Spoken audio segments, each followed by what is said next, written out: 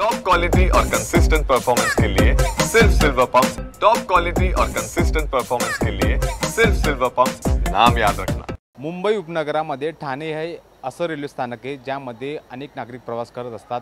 मुंबई उपनगरातील सर्वाधिक लोकसंख्येपैकी ठाण्यामध्ये सर्वाधिक नागरिक हे प्रवास करत असतात।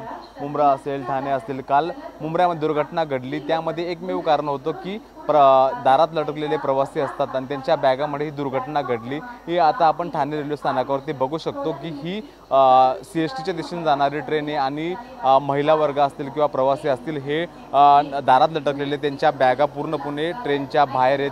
तर काही नागरिक हे धोकेदायक प्रवास करतात, ज्या ठिकाणी कुठली विंडो नाही, काही नाही, त्या ठिकाणी लटकून प्रवास करतात आणि अशा वेळेस अशी दुर्घटना घडण्याची शक्यता जास्त असते।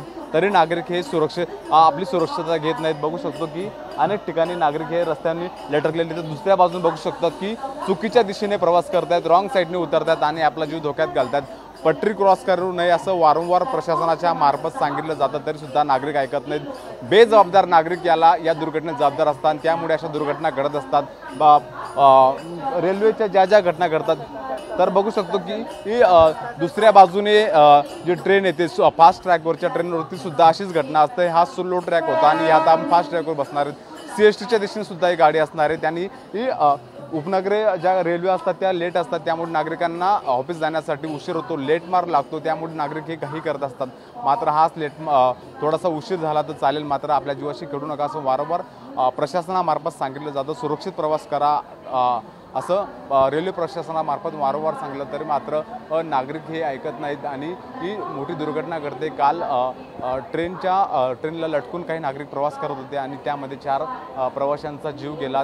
CSTच्या दिशेने जाणारी ही फास्ट ट्रेन आहेत आणि या ट्रेनमध्ये सुद्धा गर्दी, सकाळची वेळ असल्यामुळे गर्दी ही असणारच, मात्र लटकून प्रवास करू नये असं हे प्रशासनामार्फत सांगितलं जातं, तरी सुद्धा नागरिक ऐकत नाही। गेटवरती काही मुजोर प्रवासी असतात, ते दादागिरी करत असतात, बाकी प्रवाशांना चढू देत नाहीत, त्यामुळे सध्याच्या काही दुर्घटना घडतात। आता बघू शकतो की ही CSTच्या दिशेने जाणारी 4:14ची ही फास्ट ट्रेन आहेत।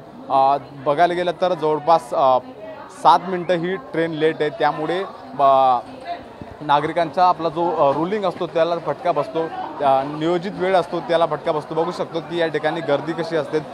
प्रवासी चढायच्या आधीच नागरिक हे उतरू देत नागरिकांना, त्यामुळे गोंधळ होतो, आरडाओरडा होते, ढकलाढकली होते, अशा घटना नेहमीच घडत असतात। त्यामुळे नागरिकांना आपला जीव धोक्यात घालून प्रवास करू नये हे अशी सूचना सुद्धा प्रशासनामार्फत देण्यात आली।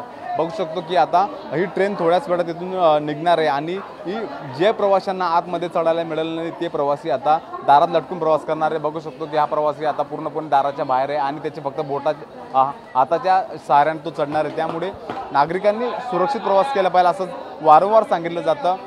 सुरक्षित प्रवास हा एकमेव रेल्वेचा प्रवास असतो, मात्र तोच प्रवास आता जीवावर बेतू लागलेला आहे। नागरिक हे दारात लटकलेले आहेत, त्यांच्या बॅगा बाहेर आहेत आणि त्यामुळे दुर्घटना घडू शकते। बघू शकतो की या ट्रेनमध्ये एक आजोबा ते सुद्धा लटकून प्रवास करतात। दिव्यांग लोकांचा हा डब्बा आहे, त्यामध्ये सुद्धा गर्दी, ते सुद्धा लटकून प्रवास करतायत। त्या दिव्यांग डब्यामध्ये काही नागरिक असतात, ते दादागिरी करून त्यामध्ये प्रवास करतात। तर नागरिकांनी सुरक्षित प्रवास करणं महत्त्वाचं आहे आणि सुरक्षितता हाच एकमेव नागरिकांचा मुख्य उद्देश रेल्वे प्रशासनामार्फत सुद्धा असतो। त्यामुळे नागरिकांनी सुरक्षित प्रवास करा असं आव्हान वारंवार केलं जातं। कॅमेरा पर्सन नागनाथसह मी हिरा ढाकणे, TV9 मराठी, ठाणे।